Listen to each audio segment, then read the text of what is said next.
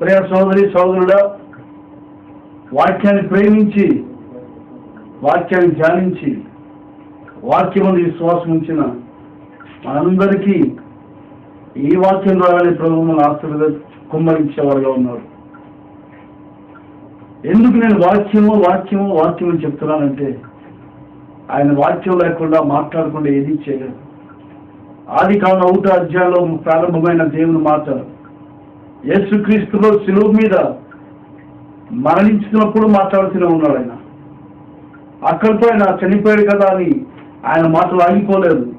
చనిపోయిన తర్వాత కూడా ఆయన నోవా దగ్గర నుంచి చనిపోయిన ఆత్మ దగ్గరికి వెళ్ళి అక్కడ ఆత్మరూపిగానే సువార్త ప్రకటించడం దేవుని వాక్యంలో చూస్తున్నాం. అక్కడ కూడా మాట్లాడుతూనే ఉన్నారు. చనిపోయి తిరిగి లేచిన తర్వాత ఆయన శిష్యులతో మాట్లాడినట్టుగా చూస్తున్నాం.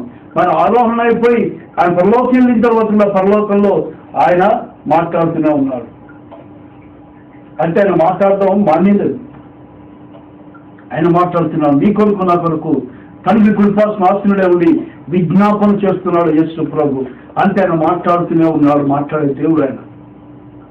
ఆయన మాట్లాడుతూ శక్తి ఉంది. ఆయన మాట్లాడుతూ ప్రభావం ఉంది. ఇక సహోదర సహోదరి, నీ విశ్వాస జీవితంలో, నీ విశ్వాస జీవితపు ప్రయాణంలో నీ తోడే ఉండేది దేవుని యొక్క వాక్యం. ఆ వాక్యం నిన్ను ఆదరిస్తుందమ్మా. ఆ వాక్యం నిన్ను ఓదారుస్తుంది. ప్రియ సహోదరుడా, ఆ వాక్యం ఆదరించి నిన్ను నిమ్మలపరిచి నిర్భరంగా ఉండేటట్టు చేస్తుంది దేవుని యొక్క వాక్యం. ఎన్ని తుఫానంగా రావచ్చు, ఎన్ని అవజలను ఉండవచ్చు, కానీ దేవుని యొక్క వాక్యం వాటన్నిటిని నిమ్మలపరిచి నీకు ప్రశాంతనిస్తుంది. దేవుని యొక్క వాక్యం అంత చక్కటి వాక్యం కలిగిన మనం ఆ ప్రభుకు స్తుతులు చెల్లించాలి. వాక్యాన్ని బట్టి యేసయ్య నువ్వు ఇచ్చిన వాక్యాన్ని బట్టి నీకు స్తుతులు అని స్తుతులు చెల్లించాలి. ప్రభు నామానికి మహిమ కలుగును గాక. కొద్ది నిమిషాలు కళ్ళు మూసుకున్నట్లయితే ప్రార్థన చేసుకుందాం. పరిశుద్ధుడా పరమ తండ్రి, యేసయ్య మీ సన్నిధిని బట్టి స్తోత్రాలు. నాయనా మీ సన్నిధి చేత నింపండి. నాయనా మీకు శక్తి బలం చేత నింపండి. క్రీస్తు స్వరూపం ఆయన ఏర్పడేంత వరకు నీ వాక్య ధ్యానంలో ముందుకు సాగిపడ కృపను దయచేయమని యేసుక్రీస్తు నామములో ప్రార్థిస్తున్నాం తండ్రి. ఆమేన్, ఆమేన్. ప్రార్థన అనేది చాలా అవసరం మనకి. ఈ ప్రార్థన అనేది మన దేవునితో మాట్లాడుతున్నాము. అంతేకాదు, ఈ ప్రార్థన అనేది నీ విశ్వాసాన్ని చూపించుకుంటున్నా ప్రభుకి. విశ్వాసం ద్వారా పరిశుద్ధాత్మకి నువ్వు అనుమతినిస్తున్నావు నీ జీవితంలో పనిచేయడానికి. పరిశుద్ధాత్మ దేవునికి పూర్తి స్వేచ్ఛనిస్తున్నావు నీ జీవితంలో దేవుని తన కార్యం జరిగించడానికి. ఇదే ప్రార్థన అంటే. ప్రార్థన అంటే దేవునికి పరిపూర్ణంగా స్వాతంత్రాన్ని ఇస్తున్నావు నీ జీవితంలో పనిచేయడానికి. కాబట్టి దేవుని సన్నిధిలో నీ పర్మిషన్ లేకుండా ప్రభు ఏది చేయడు. నీ అనుమతి లేకుండా ప్రభు ఏది చేయడు. నీకు ఇంకొక విషయం, భూమి మీద దేవుడు పనిచేయాలి అంటే దేవునికి ఒక శరీరము అనుమతిని ఇవ్వాలి. అదే ప్రార్థన అంటే. కాబట్టి దేవుని యొక్క సన్నిధిలో నువ్వు ప్రార్థన చేస్తున్నప్పుడు విశ్వాసంతో ప్రార్థన చేయాలి. సహోదరుల సహోదరి, నువ్వు అనవచ్చు, బ్రదర్ నేను ప్రార్థన చేస్తున్నావు విశ్వాసం ఉంటేనే. విశ్వాసం లేకపోయినా సరే ప్రార్థన చేయవచ్చు. కాబట్టి దేవుని యొక్క సన్నిధిలో విశ్వాస సహితమైన ప్రార్థన చూస్తున్నాం. కాబట్టి విశ్వాసంతో ప్రార్థన చేయడం ప్రభు యొక్క చిత్తం, ప్రభుని సంతోషపడుతుంది. ఒక విషయం చూడు, యాకోబు రాసిన పత్రికలో యాకోబు చూసినట్లయితే పాత నిబంధనలు 4 వ్యక్తుల్ని రాసుకుంటూ వస్తున్నాడు. రాహాబు గురించి రాశాడు, అబ్రహాం గురించి రాశాడు, యోబు గురించి రాస్తున్నాడు, ఏలియా గురించి రాస్తున్నాడు. ఈ 4 వ్యక్తుల్లో ఉన్నటువంటి మంచి గుణాల్ని తీసుకున్నాడు యాకోబు రాస్తున్నాడు.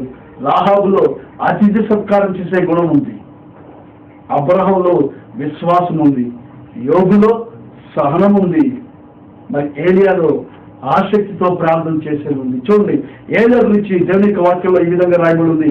యాకోబు రాసిన పత్రిక 5వ అధ్యాయం 17వ వచనం ఈ విధంగా రాయబడి ఉంది. ఒకసారి చదివినిపిస్తాను చూడండి. అది 5వ అధ్యాయం 17వ వచనం. ఏలియా మనలాంటి స్వభావం గలవాడే గాని అతడు ఆసక్తితో ప్రార్థన చేయగా 3.5 సంవత్సరాలు భూమి మీద వర్షింపలేదు.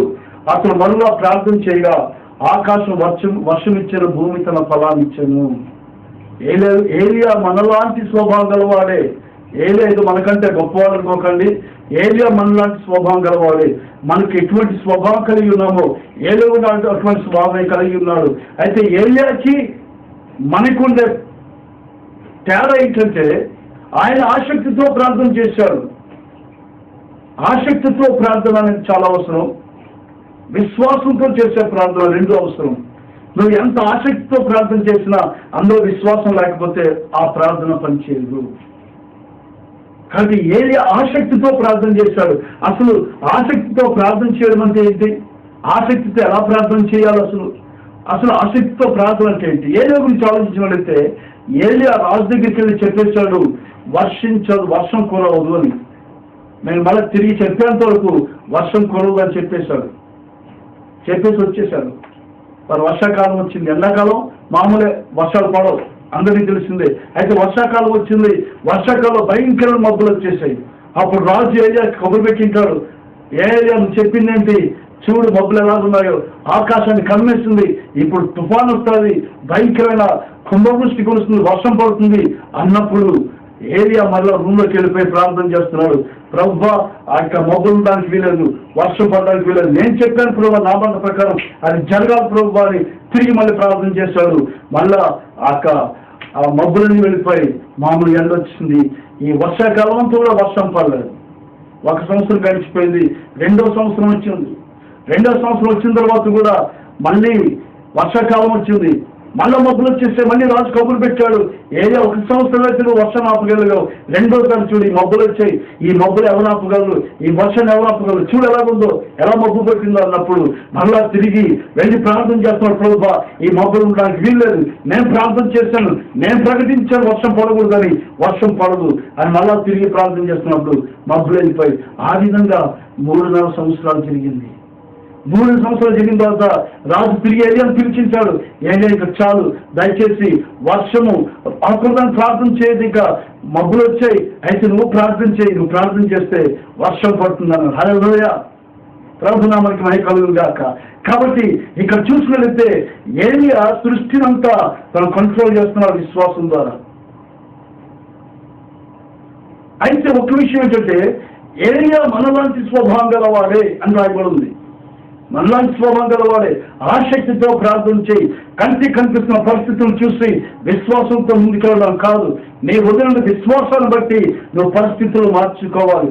పరిస్థితులను బట్టి నీ విశ్వాసం మారకూడదు, నీ విశ్వాసం బట్టి నీవు పరిస్థితుల్ని మార్చాలి. హల్లెలూయా. ప్రియ సోదరుల సహోదరి, నీ విశ్వాసము కొండను కదిలిస్తుంది, నీ విశ్వాసము పరిస్థితులు మార్చేస్తుంది. ప్రభునామానికి మహిమ కలుగును గాక. కాబట్టి దేవుని యొక్క సన్నిధిలో ఏలియా మనలాంటి స్వభావం గలవాడే. విశ్వాసంతో ప్రార్థన చేయాలి. చూడు, దేవుని యొక్క సన్నిధిలో ఒక సంఘం ప్రార్థన చేస్తోంది. అపోస్తుల కార్యాలు 12వ అధ్యాయం దగ్గరికి చూడండి. అపోస్తుల కార్యాలు 12వ అధ్యాయం దగ్గరికి వచ్చేసరికి ఆ 12వ అధ్యాయంలో ఒక విషయం రాయబడింది. సంఘం అంతా కలిసి ప్రార్థన చేస్తోంది. సంఘం అంతా కలిసి ప్రార్థన చేస్తోంది. అది ఎలా ప్రార్థన చేస్తామో చూడండి. 12వ అధ్యాయము దేవుని వాక్యంలో చూడండి. 12వ అధ్యాయం 5వ వచనం దగ్గర రాయబడింది, పేతులు చెరసాలలో ఉంచబడెను. సంఘమైతే చూడండి, సంఘమైతే అతని కొరకు అత్యాసక్తితో దేవునికి ప్రార్థన చేయుచుండెను. సంఘం అంతా కలిసి ప్రార్థన చేస్తున్నారు, రాత్రంతా ప్రార్థన చేస్తున్నారు. అసలు వీళ్ళు నిద్రపోకుండా వాళ్ళ నిద్ర పక్కన పెట్టేసి, వాళ్ళ తిండి పక్కన పెట్టేసి, వాళ్ళ సుఖాన్ని శరీరాన్ని పక్కన పెట్టేసి ఒకే ఒక అంశం ప్రార్థన. అదేంటంటే పేతులు చెరసాల నుంచి బయటికి రావాలి. మంచిదే ప్రార్థన. ఆసక్తితో ప్రార్థన చేస్తున్నారు, ఆసక్తితో ప్రార్థన చేస్తున్నారు వాళ్ళు. అయితే విశ్వాసంతో ప్రార్థన చేయడం అది గమనించండి. ఈ విషయం చెప్తే వింటున్నా నీకు కొద్దిగా హృదయంలో నొప్పి కలగవచ్చు. ఎందుకంటే ఎన్నోసార్లు ప్రసంగం విని ఉండవచ్చు, సంఘ ప్రార్థన చేసింది పేతులు దించబడ్డాడని. నేను చెప్పేది ఏంటంటే ఈ సమయంలో ఈ వాక్య 12వ అధ్యాయంతో చదివినట్లయితే పేతులు చెరసాలోంచి విడిపించబడింది సంఘ ప్రార్థన ద్వారా కాదు. జాగ్రత్తగా గమనించండి, వినండి ఈ వాక్కుని. ఎందుకంటే సంఘం అత్యాసక్తితో ప్రార్థన చేస్తోంది. ఏంటా ప్రార్థన అంటే ఒకటే ప్రార్థన, ప్రభువా మా కాపరి, మా సంఘ కాపరి చెరసాలో ఉండడానికి వీల్లేదు, విడుదల పొందాలి, విడుదల దయచే ప్రభువాన్ని ప్రార్థన చేస్తున్నారు వాళ్ళు. పేతురు చెరసాలోంచి బయటికి రావాలి. ఇది వాళ్ళ ప్రార్థన అంశం. అందరూ కలిసి ప్రార్థన చేస్తున్నారు. అయితే అత్యాసక్తితో ప్రార్థన చేస్తున్నారు. అందరూ కలిసి ఏకతాత్పర్యంతో ప్రార్థన చేస్తున్నారు. ఎందుకో తెలుసా? వాళ్ళు వారి సంఘ కాపరంతగా ప్రేమించారు. ఈ సంఘము పేతురుని ఎంతగానో ప్రేమించింది. సంఘ కాపురం లేకుండా జీవించలేరు. సంఘ కాపురం చూడకుండా ఉండలేరు ఒక్కరోజు కూడా. అంత ప్రేమ సంఘస్థుల మధ్య, కాపుల మధ్య. నేటి కాలంలో ఇటువంటి ప్రేమ చూడగలుగుతున్నాం మనం. చాలా అరుదుగా చూస్తున్నాం. చాలా తక్కువ సంఘాలు ఇటువంటి ప్రేమను చూస్తున్నాం మనం. సంఘ కాపురిని ప్రేమించే సంఘస్థులు కావాలి. అయితే సంఘస్థులు కాపరిని ప్రేమించాలంటే కారణం, కాపరి కూడా ఈ సంఘాన్ని అంతగా ప్రేమించాడు. ప్రభునామమునకు మహిమ కలుగును గాక. కాబట్టి దేవుని సన్నిధిలో ఈ ప్రేమ అనేది సంఘంలో డామినేట్ చేయాలి, ఆధిపత్యం చలాయించాలి. అంతేకాని అధికారం కాదు, డబ్బు కాదు. ప్రభునామమునకు మహిమ కలుగును గాక. అధికారం కాదు, డబ్బు కాదు, కానీ ప్రేమ అనేది ఆధిపత్యం చలాయించాలి. ఎప్పుడైతే ప్రేమ ఆధిపత్యం చలాయిస్తుందో పరిశుద్ధాత్మ దేవుని కార్యాలు జరుగుతాయి ఇక్కడ. అయితే ఇక్కడ ఈ సంఘ ప్రార్థన దగ్గరికి వచ్చేసరికి ఈ సంఘము అత్యాసక్తితో ప్రార్థన చేస్తుంది, కానీ విశ్వాసం లేదు అని చెప్తున్నారు. వినండి జాగ్రత్తగా. ఎందుకు విశ్వాసం లేదో చూద్దాం. అయితే ఇక్కడ సంఘం అంతా ప్రార్థన చేస్తోంది. అయితే చెరసాల్లో అద్భుత కార్యాలు జరుగుతాం. పేతురు ఏం చేస్తున్నాడో చూడండి. 6వ వచనంలో, హేరోదు అతను వెలుపలికి తీసుకుని రావాలని ఉండగా ఆ రాత్రియే పేతురు 2 సంఖ్యలతో బంధింపబడి 2 సైనికుల మధ్య నిద్రించుచుండెను. ప్రభునామమునకు మహిమ కలుగును గాక. మన ఇదే పేతురు ఒకప్పుడు యేసుక్రీస్తు ప్రభు దోణిలో వెళ్తున్నప్పుడు, యేసు నిద్రపోతున్నప్పుడు యేసు నిద్రను చెడగొట్టి తను నిద్రపోకుండా యేసు ప్రభు నిద్రపోనీయకుండా చేసిన ఈ పేతురు మరి చెరసాల్లో వేయబడ్డాడు. రేపు చూస్తే మరణ శిక్ష ఉంటుందో, మరి ఏ శిక్ష ఉంటుందో తెలియదు. వాటి గురించి ఆలోచించకుండా హాయిగా నిద్రపోతున్నాడు. ప్రార్థన చేయవలసింది ఎవరు? పేతురు. కానీ హాయిగా నిద్రపోతున్నాడు. ఎంతో చక్కగా నిద్రపోతున్నాడు పేతురు. అయితే సంఘం అంతా నిద్ర లేకుండా ప్రార్థన చేస్తోంది. ప్రార్థన చేస్తున్నారు పేతురు కోసం. అయితే ఇక్కడ ఎప్పుడైతే నిద్రపోతున్నాడో ఒక పక్క సంఘం ప్రార్థన చేస్తోంది, ఇంకో పక్క చెరసాల్లో అద్భుత కార్యం జరుగుతోంది. ఈ 7వ వచనంలో చూస్తున్నాం. ఇదిగో ప్రభు దూత అతని దగ్గర నిలిచెను. అతనున్న గదిలో వెలుగు ప్రకాశించెను. దూత పేతురు ప్రక్కన పెట్టి త్వరగా లేమని చెప్పి అతను లేపగా సంఖ్యలు అతని చేతుల నుండి ఊడిపడెను. ప్రభునామమునకు మహిమ కలుగును గాక. అందరూ సైనికులు ఉన్నారు, అందరూ నిద్రపోతున్నారు. వేసిన తలుపులు వేసినట్టే ఉన్నాయి చెరసాల తలుపులు. అయితే దేవదూత లోపల ప్రవేశించి పేతురు లేపి తట్టి వెళ్ళగానే చెరసాల సంఖ్యలు ఊడిపోయాయి, చేతికుండే సంఖ్యలు ఊడిపోయాయి. లేపుకుని దేవుని యొక్క దూత నడిపించుకుంటూ బయటికి తీసుకెళ్లాడు. మరి పేతురు అనుకుంటున్నాడు ఇది ఒక కళ అనుకుంటున్నాడు, కానీ అద్భుత కార్యం. మీకు శ్రమలు ఒక కళ లాంటి వచ్చానికి మర్చిపోవద్దు, కానీ అద్భుత కార్యము చిరకాలం జ్ఞాపకం ఉంటుంది. శ్రమలు ఒక కళ లాంటి తిరిగి నువ్వు మర్చిపోతుంటావు. శ్రమల గురించి పట్టించుకోకూడదు, శ్రమల గురించి ఆలోచించకూడదు. ఆ శ్రమలో ఆనందించి ప్రభుని మెప్పించి విశ్వాసంతో ముందుకు సాగిపోయినప్పుడు ప్రతి శ్రమ ఒక కళ లాంటిదే, ప్రతి కన్నీరు ఒక కళ లాంటిదే. కాబట్టి ప్రియ సోదరి సోదరుడా, ఎల్లకాలము శ్రమలు ఉంటాయి అనుకోవద్దు, ఎల్లకాలము కన్నీరు ఉంటుంది అనుకోవద్దు. ఒకరోజు వస్తుంది, ఆ రోజు నీకు విడుదల కలుగుతుంది. అంతవరకు విశ్వాసంతో ముందుకు సాగిపోవాలి. ప్రభు నేను విడిపించడానికి సమర్థుడు. ఎటువంటి బంధకాలున్నా ఆ బంధకాల నుంచి నేను విడిపించి నీకు సమాధానం కలిగేయడానికి మన ప్రభు యేసుక్రీస్తు సమర్థుడు అని చెప్తున్నాను. ఈరోజు ఒక కళలాగా గడిచిపోయింది మన శ్రమలన్నీ కూడా. ఇక్కడ పేతురు ఒక కళ అనుకుంటున్నాడు, కానీ నిజమది దేవుని యొక్క దూత రావడము లేకపోతే తీసుకెళ్ళాడు. దేవుని యొక్క దూత బయటికి చెరసాల నుంచి బయటికి తీసుకెళ్ళి ఇంకో దూరం నుంచి వదిలేశాడు అంతే. ఆ తర్వాత పేతురు ఎక్కడొచ్చాడంటే, ఎక్కడైతే 11వ వచనం చూస్తున్నాము, హేరోదు చేతిలో నుండి యూదులను ప్రజలు నాకు చేయని ఉద్దేశించి వాటి అన్నిటి నుండి నాకు తప్పించి ఉన్నాడని ఇప్పుడు నాకు నిజంగా తెలియదు అనుకున్నాను. పేతురు తెలుసుకున్నాడు పేతురు దూత ద్వారా విడిపించబడ్డాడని. అయితే 12వ వచనం చూసినట్లయితే ఇట్లా ఆలోచించుకున్న మార్కలు మారు పేరు గల యోహాను తల్లి అయిన మరియ ఇంటికి వచ్చాను. అక్కడ అనేకలు కూడి ప్రార్థన చేయించుండరి. అక్కడ ప్రార్థన చేస్తున్నారు పేతురు కోసం చెరసాలలో విడిపించబడాలని. అయితే దేవునికి వాక్యం చేస్తున్న 13వ వచనం, అతడు తలవాకిట నిలుచుండి తలుపు తట్టుచుండగా రోజైన ఒక చిన్నది వచ్చి రైట్ ఆలోచించడానికి వచ్చును. ఆమె పేతురు స్వరం గుర్తుపెట్టి సంతోషము చేత తలుపు తీయక పేతురు వచ్చేవాడు వారితో చెప్పింది లోపలికి వెళ్ళి. చూడు, రోజైన చిన్నది పేతురు స్వరం విని గుర్తుపెట్టింది, సంతోషం వచ్చేసింది. ఇప్పుడే ప్రార్థన చేస్తాము, అప్పుడే ప్రభు మన యొక్క ప్రార్థన మీద సంతోషంతో వెళ్ళి వాళ్ళకి వెళ్ళి చెప్తోంది. ఇంకో పేతురు వచ్చేసాడని చెప్పినప్పుడు అందరూ కలిసి ఏక విశ్వాసంతో ఏమంటున్నారు చూడండి. అక్కడ 15వ వచనం, అందుకు వారు నువ్వు పిచ్చిదానివనిరి. అందరూ కలిసి ఒకేసారి ఆ పాపను పిచ్చిదాన్ని చేసేశారు. ఆ చిన్న పిల్ల విశ్వాసంతో సంతోషంతో పేతురు వచ్చాడని చెప్పినప్పుడు వాళ్ళంతా కలిసి ఒకేసారి అన్నారు, నీకు పిచ్చి పట్టింది అన్నారు. ఎందుకు అన్నారు పిచ్చి పట్టిందని? వాళ్ళు అసలు నమ్మడం పేతురు వచ్చాడని. మనం ఎందుకు ప్రార్థన చేస్తున్నారు? వాళ్ళు ఎందుకు ప్రార్థన చేయ అవసరం ఉంది? అసలు వాళ్ళు ప్రార్థన చేయాల్సిన అవసరం ఉంది? అసలు వాళ్ళు ప్రార్థన చేస్తున్నారు, కానీ ఆ ప్రార్థనలో విశ్వాసం లేదు. పేతురు వచ్చాడు చెప్పినప్పుడు నీకు పిచ్చి పట్టింది అంటున్నారు. నీ పిచ్చి దానికి పేతురు రావడానికి వీలలేదు. పేతురు చెరసాలో ఉంటాడు, విడిపించడానికి వీలు లేదు అన్నట్టుగా నీకు పిచ్చి పట్టింది అంటున్నారు. ఒక విషయం చూడండి, విశ్వాస సంబంధమైన మాటలు పిచ్చి పడుతుంది జనాలకి. పిచ్చిగా కనిపిస్తుంది విశ్వాసంతో మాట్లాడే మాట.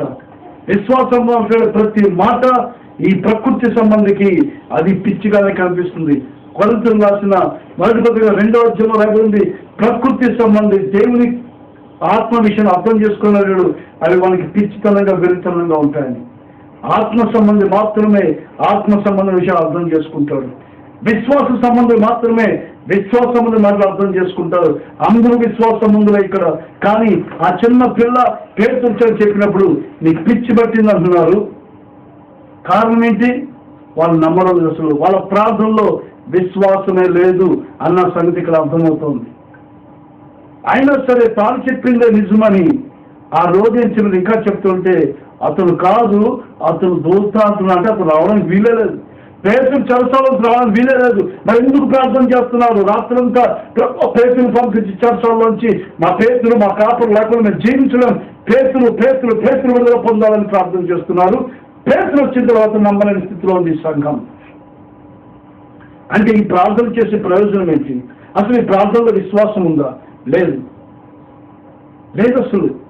మరి ఇంకా వాక్యంలో చూస్తున్నాం, మనం ఇక్కడ చూసినట్లయితే 16వ వచనము, పేతురు ఇంకా నువ్వు తట్టుచున్నందున వాళ్ళ తలుపు తీసి అతను చూచి విభ్రాంతి నుండి ఆశ్చర్యపడ్డారు. ఎందుకు ఆశ్చర్యపడ్డారండి వీళ్ళు? ఆశ్చర్యపడ్డ కారణం ఏంటి? అనే పేతురు నువ్వు వచ్చేసావా? నువ్వు రావడానికి వీలు లేదే, చెరసాలలో ఉండాలి, ఎందుకు వచ్చావు అన్నట్టుగా చూస్తున్నారు. వాళ్ళు నిజంగా విశ్వాసం ఉన్నట్లయితే పేతురు నీకోసం ఇప్పుడు ప్రార్థన చేస్తున్నాం, అప్పుడే దేవుడు మా ప్రార్థన విన్నాడు, దేవునికి స్తోత్రం హల్లెలూయా అని గెలుతులు వేసి వాళ్ళు ప్రభువును స్తుతించాల్సిన సమయం, ఆశ్చర్యపడాల్సిన సమయం కాదు. వాళ్ళు ఆశ్చర్యపోయారంటే వాళ్ళ ప్రార్థనలో విశ్వాసం లేదు. అయితే ఒక ప్రశ్న ఏంటంటే, మరి పేతురుకి అద్భుతకారం ఎలా జరిగింది? పేతురు అద్భుతకారం ఎందుకు జరిగింది, ఎలా జరిగిందంటే పేతురు యొక్క విశ్వాసం ద్వారా పేతురు జీవితంలో దేవుడు అద్భుతకారం చేశాడు. హల్లెలూయా. ప్రభునామానికి మహిమ కలుగును గాక. పేతురు యొక్క విశ్వాసం చూసి ప్రభు అద్భుతకారం చేశాడు. ఇదే పేతురు యేసు ప్రభుతో తిట్లు తిన్నాడు, యేసు గర్దించాడు అల్ప విశ్వాసం ఎంతకాలం, ఏ విధంగా అల్ప విశ్వాసం ఉంటారని. మరి అదే పేతురు చెరసాలలో నిద్రపోతున్నాడు. అది విశ్వాస సంబంధమైన నిద్ర. నా ప్రభుకి అసాధ్యమేమీ లేదు అనేటువంటి నిద్ర అది. కాబట్టి ఇక్కడ పేతురు యొక్క విశ్వాసం చూసి దేవుడు అద్భుతకారం చేసి దేవదూతను పంపించాడు. నువ్వు విశ్వాసంతో ముందుకు సాగిపోతున్నప్పుడు దేవదూతలు నీ పనులు చేసి పెడతారు. నువ్వు విశ్వాసంతో ముందుకు సాగిపోయినప్పుడు యేసుక్రీస్తు నామములో విశ్వాసం ఉంచి నువ్వు నిమ్మలంగా ఉండి నువ్వు నిబ్బరంగా ఉన్నప్పుడు దేవుని యొక్క దూతలు నీ పనులు చేసి పెడతారు, నీకు విడుదల చేస్తారు. కాబట్టి దేవుని యొక్క సన్నిధిలో నీవు చేయవలసిన పని ఏంటంటే దేవుని యొక్క సన్నిధిలో విశ్వాసంతో ముందుకు సాగిపోవడమే. కాబట్టి అది ఒక కలలా గడిచిపోయింది ఆ సమస్య. ఆ శ్రమలన్నీ కూడా ఒక కలలాగైపోయింది, అతనికి పట్టించుకోలేదు అసలు. సంతోషంతో దేవునితో అద్భుత కార్యం పొందుకున్నాడు పేతురు. నేను చెప్పేది ఏంటంటే, ఏలియా మనలాంటి స్వభావం కలవాడే, కానీ ఆసక్తితో ప్రార్థన చేశాడు. ఈ సంఘం కూడా ఆసక్తితో ప్రార్థన చేస్తుంది, కానీ విశ్వాసంతో ప్రార్థన చేయడం లేదు. విశ్వాసంతో ప్రార్థన చేసేవాళ్ళు దేవుడికి కావాలి. విశ్వాసంతో చేసే ప్రార్థన దేవుడు ఆలోచించి అద్భుత కార్యం చేస్తాడు మీ జీవితంలో. కాబట్టి తీర్మానం చేసుకో, ఈ రోజు నుంచి విశ్వాసంతో ప్రార్థన చేస్తాను. ఆ ప్రార్థన దేవుడు ఆలోచించి తన దూతలు పంపించి నీకు కావాల్సిన పనిని దేవుడు నెరవేర్చేవాడుగా ఉన్నాడు. విశ్వాసంతో ముందుకు సాగిపోదాం, దేవునికి అసలు అద్భుత కార్యాలు పొందుకుందాం. కాబట్టి ప్రార్థన చేస్తున్నావు కదా అని విశ్వాసం నుంచి చెప్పడానికి వీలు లేదు. విశ్వాసం లేకుండా కూడా ప్రార్థన చేయవచ్చు, ఈ సంఘం చేసినట్టుగా. కాబట్టి తీర్మానం చేసుకునే రోజు నేను విశ్వాసంతో ప్రార్థన చేస్తాను, అనుమానంతో ప్రార్థన చేయను, భయంతో ప్రార్థన చేయను, అవిశ్వాసంతో ప్రార్థన చేయను, కానీ విశ్వాసంతో ప్రార్థన చేస్తాను. విశ్వాసంతో ప్రార్థన అంటే ఏంటి? మార్క్స్ వార్త 11:24 రాయబడింది, అందుచేత మీరు ప్రార్థన చేయనప్పుడల్లా వేటినట్టు అడిగి ఉన్నారు వాటి నెలలో నువ్వు పొంది ఉన్నామని నమ్ముడి. ప్రార్థన చేసినప్పుడే నువ్వు నమ్మాలి నువ్వు పొందుకున్నావని.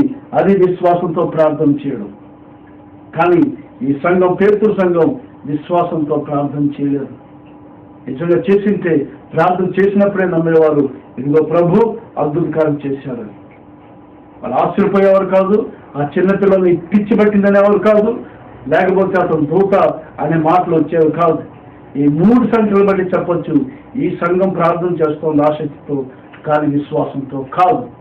విశ్వాసంతో ప్రార్థన చేయి.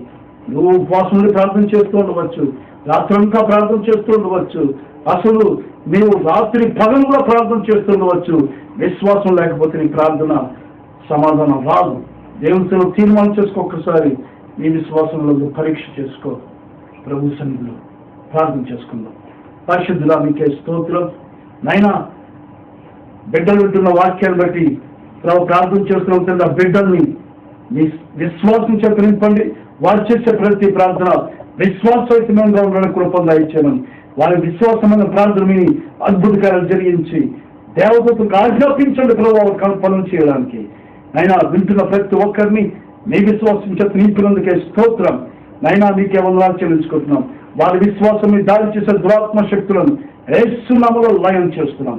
మీ శక్తి బలం చేత నింపినందుకే వందనాలు చెల్లించుకుంటూ యేసుక్రీస్తు రక్తంలో ప్రతి కుటుంబాన్ని ప్రోక్షిస్తూ యేసుక్రీస్తు నామములో ప్రార్థిస్తున్నాం తండ్రి. ఆమేన్, ఆమేన్, ఆమేన్.